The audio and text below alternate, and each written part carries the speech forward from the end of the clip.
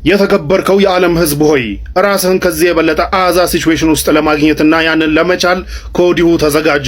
ምክንያቱም እዚህ ቅርቃር ውስጥ የከተተ እብድ ሰውዬ እንደገና የባሰ ሲቹዌሽን ውስጥ ሊከትህ እንግዲህ 2 ቀን እንደቀረው በዛሬው ዕለት አሳውቋል።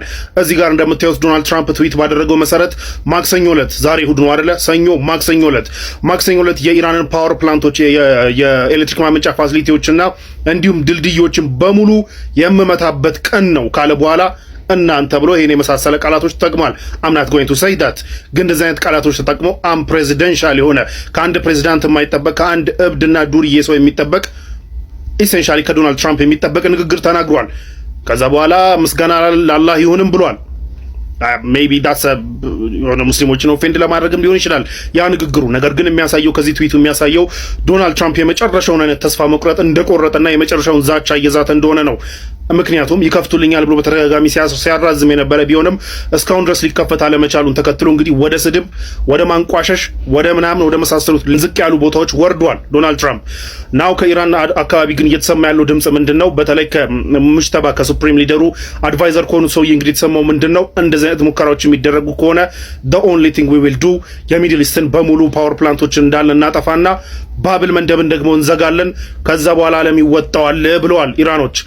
This is a dangerous escalation for everybody ለዓለም ላይ ላለ በሙሉ ከባድ ኤስካሌሽን ነው። ስለዚህ ይሄንን እብድ ሰውዬ የሚይዘው ሰው ከጠፋ ማክሰኞ ዕለት will be a disaster። አንዳንድ የኢንተለጀንስ ሪፖርቶች እንደሚያሳዩት ከሆነ ደግሞ አንዳንድ የመረጃ ምንጮች እንደሚያሳዩት ከሆነ ኢራን እስካሁን ድረስ ራሱ አሁን ላይ ከ1000 በላይ የሚሆኑ ባሊስቲክ ሚሳይሎችን ፖሰስ እንደምታደርግና ከ1000 በላይ የሚሆኑ ባሊስቲክ ሚሳይሎች እንዳሏት ነው። ጦርነቱ ደግሞ ውጊያው ሲጀምር ከ2500 በላይ ባሊስቲክ ሚሳይሎችን ይዛለች ወይ ደግሞ ፖሰስ ታደርጋለች ተብሎ ይገመት ነበር። እንግዲህ በአሁን ሰዓት ላይ 1000 አላት ተብሎ ይገመታል። ስለዚህ ከ1500 በላይ የሚሆኑ ባሊስቲክ ሚሳይሎች እስካሁን ድረስ በጦርነቱ ላይ ባለፉት በ30 ቀናት ውስጥ ማለት ነው ተተኩሰዋል። በተለያዩ በጋልፍ ካንትሪስ፣ በእስራኤል ላይ፣ በአሜሪካ ዞች ላይ ጥያቄው የኢራን ባሊስቲክ ሚሳይሎች ብዛት አይደለም። ምን ያክል ላውንቸሮች አሏት ወይ ደግሞ ምን ያክል መተኮሻዎች ሌፍት ነው ደግሞ እንደዚህ በቲኤል የሚባሉት ትራንስፖርተር ኤሌክትሪክ ላውንቸር የሚባሉት እንደዚህ አይነት የመኪኖቹ ምን ያክል አሏት፣ ምን ያክል ይቀሯታል የሚለው እንግዲህ ከዚህ በፊት በነበሯቸው ኦፕሬሽኖች እንደምናስታውሰው ከሆነ ማለት ነው በኦፕሬሽን ትሩ ፕሮሚስ 1 2 3 በሚሉት በሶስቱ ኦፕሬሽኖች እንደምናስታውስ ከሆነ በቀን ከ200 እና ከ300 በላይ የሚሆኑ ከ100 እስከ 200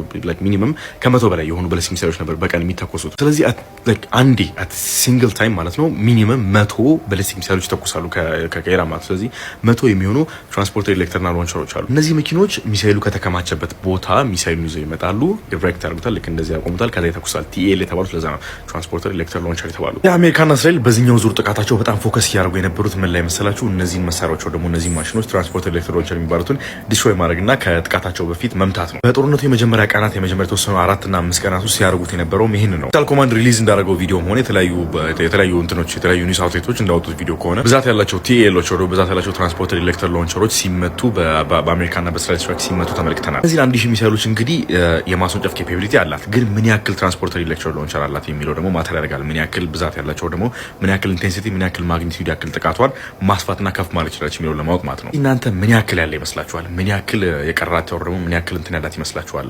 በውስጧ ሀሳቦችን ኮሜንት ላይ ሰውቁኝ። ይመቻችሁ። ሰበር መረጃ ተሰምቷል። የአሜሪካው ፕሬዝዳንት ዶናልድ ትራምፕ አላህ ይመስገን ሲሉ ዛሬም ብልግናቸውን ደግመውታል። እንዲህ ሲሉ በትዊተር ገጻቸው ላይ መለጠፋቸውን ተመልክተናል። ማክሰኞ በኢራን ውስጥ የኃይል ማመንጫዎችና የድልድዮች ቀን ይሆናል ያሉ ሲሆን እናንተ እብድ ባለጌዎች ያንን የተረገመ የሆርሙዝ የባህር በር አሁኑኑ ክፈቱ፣ ያለበለዚያ በገሃነም ውስጥ መኖር ትጀምራላችሁ። ዝም ብላችሁ ተመልከቱ። አላህ ይመስገን ፕሬስ ቱ አላህ ሲሉ ገልጸዋል። የዶናልድ ትራምፕ መልእክት ታዲያ ዲፕሎማሲን ያልተከተለ እጅግ በጣም አሳፋሪና የባለጌዎች ንግግር ሲሉ በርካቶች እየተቃወሙት የሚገኙ ሲሆን እንደዚህ በማለት እንግዲህ ለኢራኖች ማስጠንቀቂያን ልከዋል። ጥሩ ዜናና መጥፎ ዜና። የ45 ቀን የተኩስ አቁም ስምምነት ሊታወጅ ጫፍ መድረሱ እየተነገረ ነው ያለው። አክሲዮስ ይዞት በወጣው ሪፖርት እንግዲህ እንደዚህ አይነት ነገራቶች ተነግረዋል። ጥሩ ዜና ይሄ ነው። ትናንትና እንደነገርኳችሁ ኢራንና አሜሪካ እየተደራደሩ እንደሆነ ነግሬያችሁ ነበረ። በኢራን ፎሬን ሚኒስቴር አባስ እና በአሜሪካ በኩል ደግሞ ጄሬድ ኩሽነርና ስቲቭ ዊትኮቭ እየተደራደሩ ፊት ለፊት አልተገናኙም። ቴክስት ሜሴጅ እየተላላኩ ነበር፣ ኢሞጂ እየተላላኩ እንደነበረ ነግሬያችሁ ነበረ።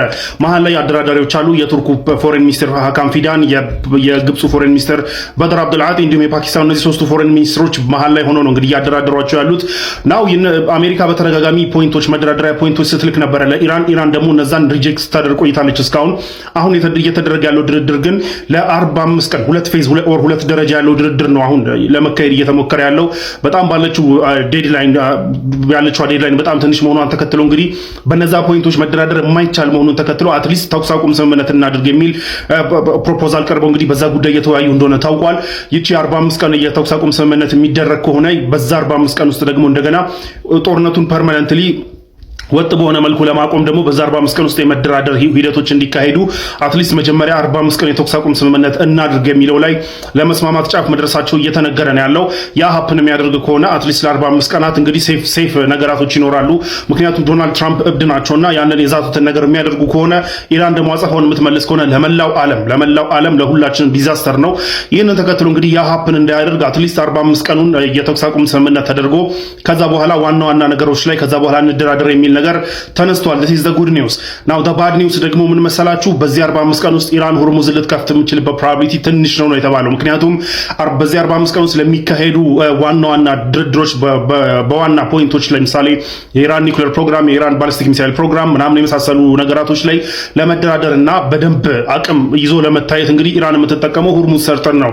ሆርሙዝን መዝጋቷ ድርድሩ ላይ ባርጌኒንግ ቺፕ ነው፣ ላይክ ለመከራከር እዛ ሀያል ሆኖ ለመታየት የሚጠቅማት አንድ ነገር መሆኑን ተከትሎ ሆርሙዝን ፐርማነንትሊ ልከፍት የምትችልበት ፕሮባቢሊቲ በጣም ትንሽ ነው። ከአሜሪካ ጋር በዚህ 45 ቀን ውስጥ ዲል ላይ ሳትደርስ የምትከፍትበት ፕሮባቢሊቲ ትንሽ ነው እየተባለ ነው ያለው። this is the bad news። ግን እዚሁ ባድ ኒውስ ላይ ደግሞ የሆነ ጉድ ኒውስ አለ። ምንድነው እሱ? ይህ ፐርማነንትሊ ባትከፍቶም ግን አትሊስት እዛ ሆርሙዝ መዘጋቱን ተከትሎ ፐርሺያን ገልፍ ላይ ስታክ አድርጎ የቀሩ 400 አካባቢ የሚሆኑ መርከቦች አሉ። እነሱ መርከቦች አትሊስት እንዲያልፉ ልትፈቅድ ትችላለችና ፐርማነንትሊ ባትከፍቶም ግን እነዛ መርከቦች አትሊስት ስትራንድድ ሆነው ለአንድ ወር እዛ ቆመዋል። ሶ እነሱ እንዲያልፉ ልትፈቅድ ትችላለች። በጣም በሺዎች የሚቆጠሩ ሴለሮች ናቸው፣ መርከበኞች ናቸው እነዚህ መርከቦች ላይ ስታክ አድርገው ያሉትና እነሱ ልትፈቅድ ትችላለች የሚል ነገር አለ። ይህ ጥሩ ኒውስ ነው። በተለይ ለኛ የኢትዮጵያ መንግስት እንዳሳወቀው እንደምታውቁት 120 ሚሊዮን ሊትር የሚሆነው ናፍጣና 60 ሚሊዮን ሊትር የአውሮፕላን ነዳጅ ስታክ አድርጎ ቀርቶብናል እዛ ሶስት መርከቦች። ሶ ፓርሻሊ እንኳን ብትከፍቶና እነዚህ መርከቦች ቢያልፉ እኛ ጋር መጥቶ የሆነ በተወሰነ መልኩ የተወሰነ እፎይታ ሊሰጥ ይችላል ተብሎ ይጠበቃል። ሶ ባድ ኒውሱ ራሱ ጉድ ኒውስ አለው። ይህ ነው ጉድ ኒውሱ። ለማንኛውም ጉድ ኒውስ 45 ቀን የተኩስ አቁም ስምምነት ለማድረግ ጫፍ ደርሰዋል። ኤንድ ዘ ባድ ኒውስ ግን በዚህ 45 ቀን ውስጥ ሙሉ ለሙሉ ሆርሙዝ ሊከፈት የሚችልበት ፕሮባቢሊቲ ትንሽ ነው። የባድ ኒውሱ ጉድ ኒውስ ግን ፓርሻሊ ሊከፍት ትችላለች። ሶ እኛ ስትራንድድ ያደርጉብን እዛ ስትራንድድ ሆነው የቆሙ 3 ነዳጅ ጫኝ መርከቦች መጥተው የተወሰነ ፎይታ ሊሰጡን ይችላሉ። ምን ሀፕን ያደርጋል በዚህ ቀን?